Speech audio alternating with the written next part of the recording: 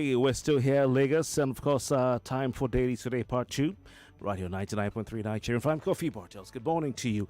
We'll be having guest analyst Majeed Dahiru join us in a matter of seconds. He's in Abuja, so I cannot wait to hear what he has to say.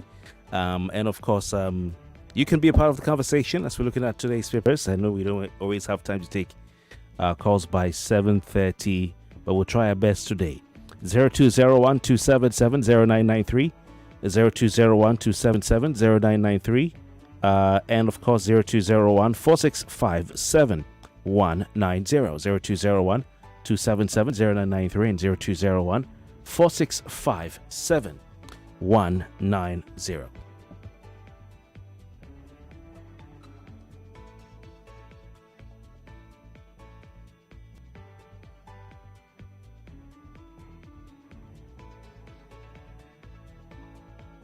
Okay, it's all about the Abuja elections. We had by-elections in Kano and River State. I said at 8 o'clock we'll do some more talking. But for now, let's look at what the papers are saying. Front page of today's Vanguard has the following headlines. APC, 4 other parties ready. 16 in disarray, may not present candidates for most offices. They're talking about the 2027 election. This is a very good story right here. It gives you a bird's eye view of where Nigerian politics stands today. It's not about telling people or coming out and shouting and saying, it's about what are you doing, how are you working. Results don't come to those who wish. Results don't come to those who pray. Only pray. Results come to those who do not just pray, not just wish, but also work.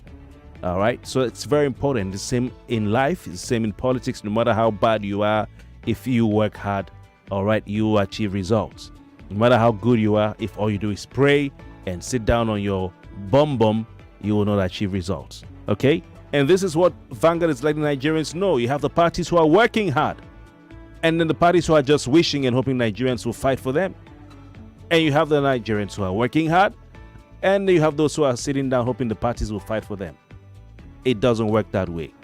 2027 elections, Vanguard. APC, 4 other parties ready. And the elections are here. Here. Okay? 16 in disarray, may not present candidates for most offices. And of course, the Catholic bishops have been having their conference. I have a picture there on the front page of today's Vanguard. YCE to Southwest governors, be proactive, curb terror attacks. Nigeria floors European tech firm in $6.2 million arbitration case.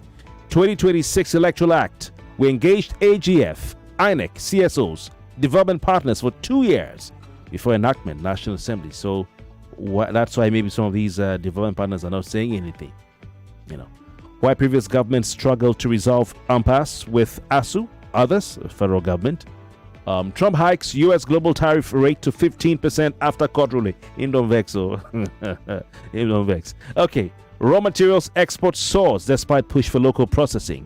It undermines backward integration policies, LCCI. Proposed 30% value addition bill will foster industrial growth. And policy alone can't solve the problem of CPP. I want to take a guess view on this as he's joined us, and of course standing by, especially with the fact that the Ghanaian president is saying they will not export their cocoa anymore raw. Okay, Dr. Majeed Dahiru, good morning to you. Thank you so very kindly for your time. You look pensive. I don't know if it's the result of the area council elections is making you pensive this morning. No, at all. All right. Let me greet you the way Nigerians we greet in this country. Happy election, sir. What you say? All right. Dr. Majeed, I've spent hours looking at IREV, sir. And till now, some things are not clear. I got dizzy. I had to stop. So I'll take your thoughts on that very shortly. But let's look at front page of today's The Nation. APC. Victory in FCT Rivers Kano, a referendum on Tinubu's government. Ruling party sweeps into big win in Abuja. Cancelled by elections. President hails peaceful polls. Interest rates cut likely as MPC meets today. Capital markets contribution to GDP triples to 33%. Nigeria wins in $6.2 million dispute with European firm. Steer clear of Eba oil well. That you are once Abiado. All right, we'll leave it at that. Dr. Dahiru, let's start with Vanguard saying only 5 parties are ready for 2027 election, including APC. That 16 other parties are in disarray, and they may not present candidates for most of it. I just want to read some small details for you, sir, and for our listeners. On page 5, this is what it says. It says the release of the timetable for the February 2027 elections, general elections, by INEC may have caught most of the registered political parties in the country unprepared for the contest, and they have a tough nut to crack to make up for lost ground. So the situation may be dire for the parties if the Electoral Commission brings the polls forward to January 2027 following complaints by Muslim leaders and groups. The February 20 date will clash with Ramadan, usually affect voters' turnout. The inability of most of the political parties to put their houses in order and solidify the structures for electing officials and establishing their presence across the country has put them in a difficult position to compete with a few that are ready for the polls next year. Okay, and sir, let's permit to mention the 5 parties they call. This is what the Vanguard says. Among the 21 registered parties, only 5, sir: APC, People's Democratic Party, Labour Party, New Nigeria People's Party, and Social Democratic Party currently possess national structures, administrative depth, and electoral presence necessary to realistically participate in the presidential, National Assembly, governorship, and state assembly contests across most states. Dr. Dahiru. But I think in reality, the only party that is ready for the next election is the APC. I've listened to comments about the just concluded FCT elections, and people on the side of the APC, really. I said it's a referendum on the APC, and probably President Tinubu its leader. But I do not necessarily agree with that position. I think this is more of a referendum on the opposition. Kofi, on this program, I have often reiterated that what Nigeria suffers from the most is not failure of government, but failure of opposition. I have cried myself hoarse over this matter because, as a pundit, I am measuring the time. You see, what you would tell a 16-year-old chap to convince him or her to do something or to take a decision is quite different from what you tell a 26 or 27-year-old young man or woman to do the same thing. You have to go a bit deeper. As a young adult, you want more details. You want more specifics on how, the when, and all that details. But you can use sloganeering and just symbolism to convince a teenager to do something. That was what happened in 2015. When Nigeria became a 16-year-old democracy, it was easy to use symbolisms. Tinubu is a progressive. Buhari is a honest man. PDP is bad. Jonathan is corrupt. And people moved and voted on just this basis. We're asking for too much of details. Osbajo is a pastor. Things like that. By 2023, Nigeria became a 24-year-old democracy. And I started calling out the opposition to say, look, you can no longer use just sloganeering and symbolism to win an election in this country. You must go a notch higher. Nigeria now needs ideological clarity on what you intend to do differently from those you are criticizing. And by 2025 and 2026 this year, I raised my voice the more to say, Nigerian opposition are not providing an alternative to what these people are doing. Check all my interviews, check all my write-ups. I've emphasized this over and over. And then what is likely going to happen, what happened in the FCT elections? That those that are interested, have a stake in the establishment, that is the current government in power, will simply have a free day. Because those who already want to challenge status quo have nothing to hold on to motivate them to come out in larger numbers to challenge status quo. And to defeat an incumbent, the opposition must come out in larger numbers that would overwhelm any form of electoral subterfuge. That has not happened. The political party system has become the weakest link in our democracy value chain. I'll emphasize this over and over again. I can assure you that as an Abuja resident that I am, you see this election that took place, it reflected the realities on the ground. You know why? I'm surprised to hear this. Whereas you may not like the APC, you may not like the ruling party, you may not like their president, you may not like Wike. But the question is, for those who do not like the status quo, what are they holding on to challenge the status quo? I watched the ADC, the coalition, so-called coalition candidate. He was campaigned for by the leading opposition figures. The leading opposition figures, Obi, Peter B himself, Atiku Abubakar, former Minister Amechi. Which candidates are you referring to? Kofi? Dr. Dahiru. The ADC candidate. In which of the councils? Amak, okay. Yes. Now, I watched them campaign all over the place, buying corn and buying biscuits and all. But guess what, Kofi? As a resident of Amak, I live in Amak. I did not hear the message of the opposition candidate as to what it is he wants to do differently from what has been the status quo in Amak. If you ask any Amak resident, if you ask people to be himself, or Atiku, or Amechi, they can't tell you the clarity of the message they brought into this election. So what happened in Amak? People start back at home because there is no alternative. So people voted along relationships. If you have a relationship with another candidates, you got to mobilize to vote. Nobody was voting for a general and collective agenda for change from the status quo. It didn't happen at all. Because Nigerians are wiser now. Do not forget that Peter B led people into election in 2023. All the people from the Labour Party, right? Into the National Assembly. Abuja currently has a senator from the Labour Party, courtesy of Obi. Abuja has a representative in Amak. I don't even know his name. I don't know his name. I don't.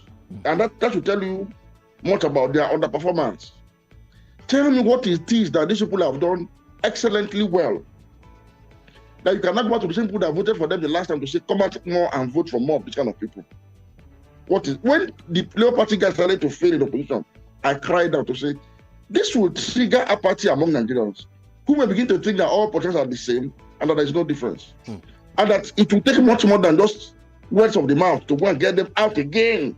To put the people that are going to the government and now go and start lying in bed. Dr. Dahiru, that they voted against. Dr. Dahiru, you said it all, and I totally agree with what you said, because looking at, and this is what we've been saying, I've been asking listeners since morning to comment on. Sir, exactly, I heard you saying it. Saying the same thing. Yes, that Nigeria, Lagos State has been the laboratory for what's happening in Nigeria today, and it's been on for 26 years. And I've been asking our listeners who are really charged up this morning, fired up, to tell me if they say it's going to be different in 2027, are they convincing? Because what you're seeing play out in terms of failure of opposition, it's what is experimented here in Lagos State, sir. It's a big issue, sir. Sir, recently New York held an election for mayorship, right?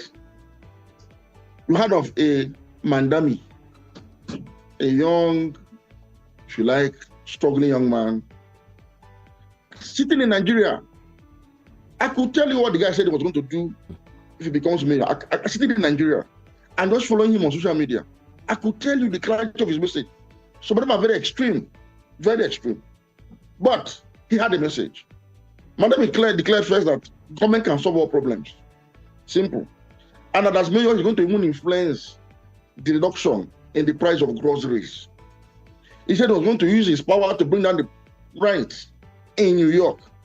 You know, he has such pro-people agenda that the strong people of New York, including Jews, the dominant demography in New York, that ordinarily would have had problems with the guy because of his anti-Israel stand, wave that aside and say, well, for New York, this guy seems to be saying government can do much more than government is doing.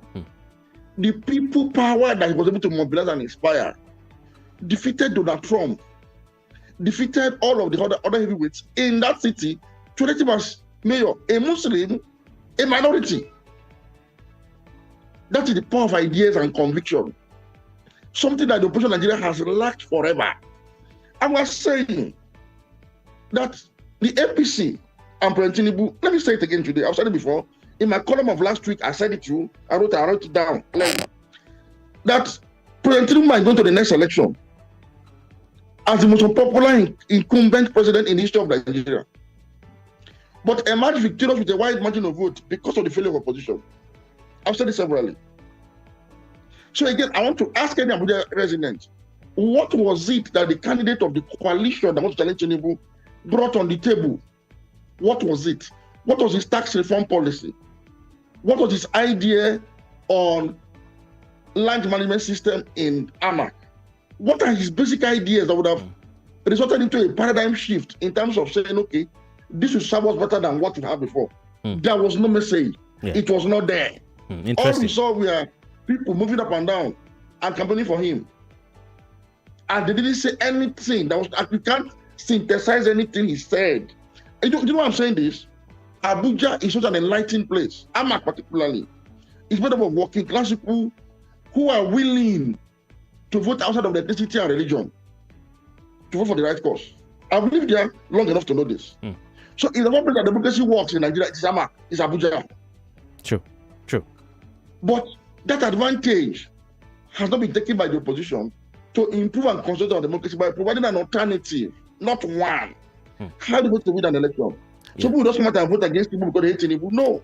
So people that don't like APC will not come out to vote. That's the implication. Dr. Dahiru, but they won't come out to vote for you because you're offering them nothing in exchange for what they have now. You just made a very important point that that Abuja is one of the places, a few, if not the only place in Nigeria where you can be guaranteed people will vote for who they want, and without recourse to religion or ethnicity, they will vote for the party and the popular candidate will win. How did we go? And I asked our listeners this morning, I want to ask you, sir, how did we go from a Labour Party opposition and generally dominating elections in the FCT to the point where it was a subject of the electoral petition as to whether you can be declared president if you win, the majority of votes in the number of states required without winning in the FCT? How do we go from that to now where the opposition has been obliterated by the APC? Because those who benefited from that revolution, that sort of the dominance of Labour Party in Abuja, the beneficiaries, the senator, the rep member, again, I don't know his name, failed woefully to deliver on the mandate and expectations upon which people voted for them. Kofi, these people are not even raising their voices on the floor of the National Assembly on behalf of the people. When the policy of this government hit the hardest, that job was left for people like us to do, sir. It was people like us who had regular programs on radio and TV, who were speaking for the people. These other guys went into bed with the National Assembly, with the National Assembly leadership that was dominated by the party that was rejected by the people. Kofi, from day one, I was saying this. Let me give you a shocker, because that's a very important question. Kofi, I was in this town when Nigerians voted for Labour Party for free because they believed in the personality of Peter Obi. They felt he represented a new paradigm in our system. Good enough. Again, not too much of details, but that sufficed. It's okay. And I can assure you that Nigerians in Abuja, across ethnic lines, voted for Peter Obi and Labour Party. Northerners, Southerners, Muslims, and Christians. Take it from me. Now, sir, the problem started when the National Assembly was about to be inaugurated. And I got information that the same things that happened in the National Assembly, we have people that want to take over positions of leadership, pay money, use money to buy support.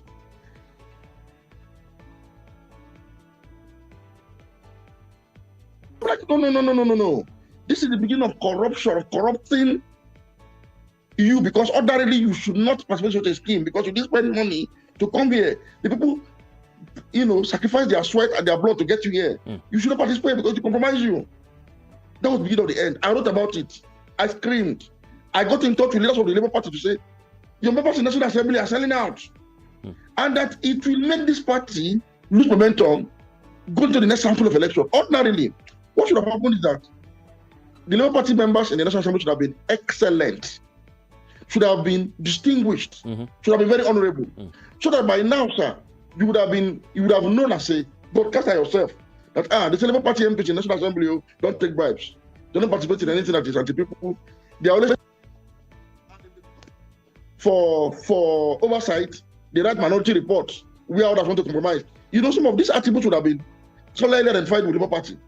It would have been easy to just increase their numbers because you already seen opposition by example, right? That didn't happen. And unfortunately, Peter Obi, who is the leader of the Labour Party, upon whose wings these guys flew to power, did nothing or little or nothing in this regard. How did he expect that he will come again in Abuja and bring other people for people to vote for them? I will vote for them again. Without accountability for the first of the people I voted for just 3 years ago. That is the issue. If we didn't call out this matter early enough, you would think we are not trying to fault the opposition. We saw it coming. Now, this is the problem. These are the issues. Nobody took heed. It has hit us out today. It has shown the opposition clear that you cannot just come and tell people that Tinubu is bad, APC is bad, and people will vote for you. You must tell them what you want to do differently, convincingly, in details, clearly, so that it will motivate people enough to get off on their beds in the morning, walk the distance to the polling unit and vote, because they don't see that salvation in your message. Without that, nobody will come out to vote. Only those that are interested in the election or the side of the ruling party will come out and vote. Dr. Dahiru, and be very easy to manipulate. You've said it all. Sir, there's something I find strange in Nigerian polity. Having observed, and experienced different, political, different democracies, is that the opposition political parties most times go to bed after the election and then wake up maybe 6 months to the election and start putting themselves, and you cannot do anything with that. And this is what Vanguard is saying. I want to thank them for this article. They're saying that while many of the 21 registered political parties are just beginning to wake up from their post-2023 slumber, the ruling APC has effectively been in election mode for months. And I think the ones who in opposition began to do this thing of back-to-back opposition activity, putting PDP on their toes then. Sir, but also interestingly, the 5 parties that they say are positioned, if elections as a whole today are ready, including APC, PDP, Labour Party, New Nigeria People's Party, and SDP. Apart from APC, the rest are all in some sort of disarray. SDP has its own internal division. PDP, we don't need to say anything. NMPP, we can see what is happening. Labour Party, they didn't even participate in the area council elections in Abuja. So it may, sir, Otila. Look, let me tell you something, sir. Elections took place in Kano, and it was won by the APC. Yep. Something in Rivers. Kofi, there's something most people do not understand. And it's important we get to have this conversation. The role of the political party in a democracy. You see, the political party system is supposed to be the brain box of a democracy. Because the constitution cannot operate itself. Somebody needs to give it life. So the political party is the platform that would synthesize the ideas and groom the men of integrity that will pay absolute fidelity to both the constitution and pay full commitment to the vision of the party to enhance the constitution, which is simply to provide welfare and security for citizens. Now, let me tell you this. A political party is supposed to have the legislative agenda for both the state and federal levels.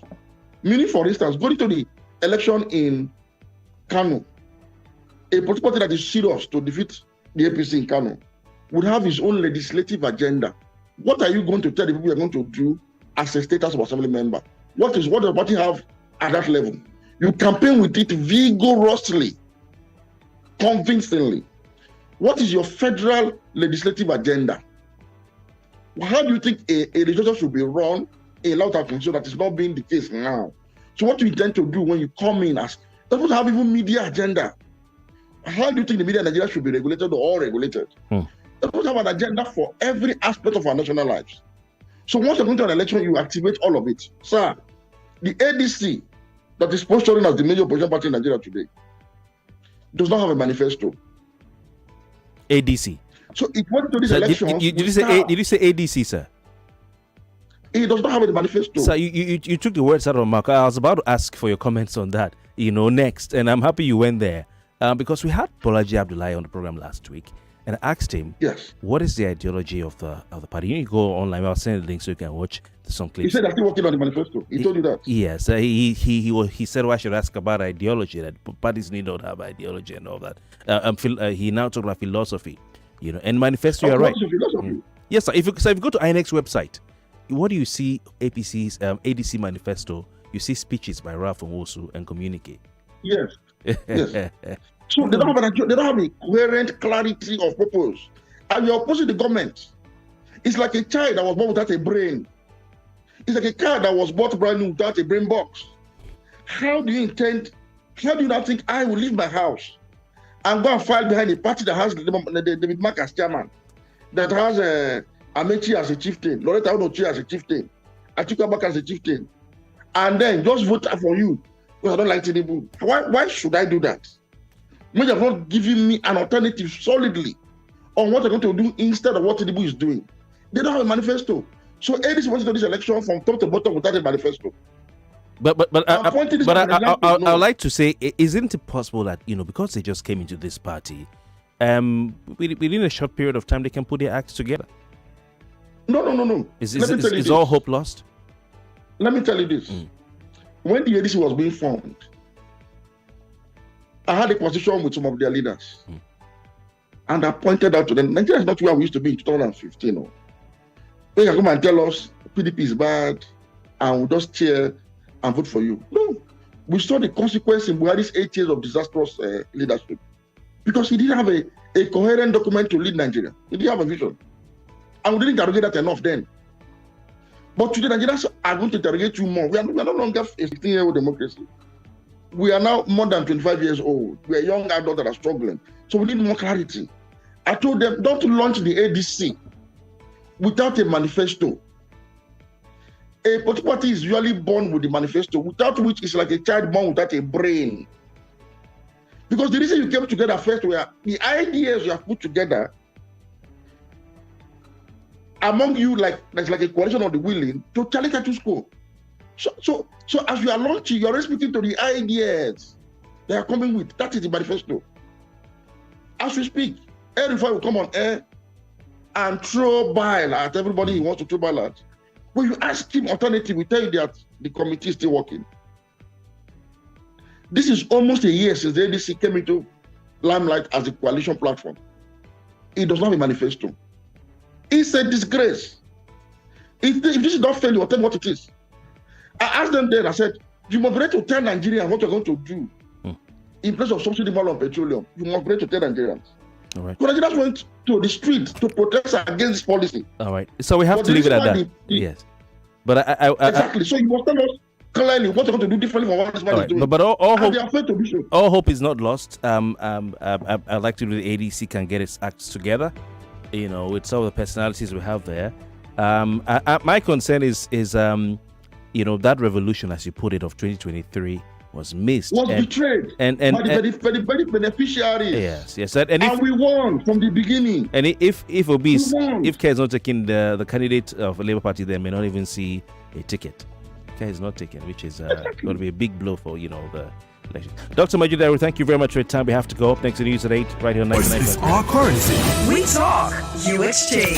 Schools, markets open as IPOB ends. Monday, sit at home. What is the new thing that they want to do for us? It has happened at least twice, which is go to court. How do we get people to come out the way they came out in 2023?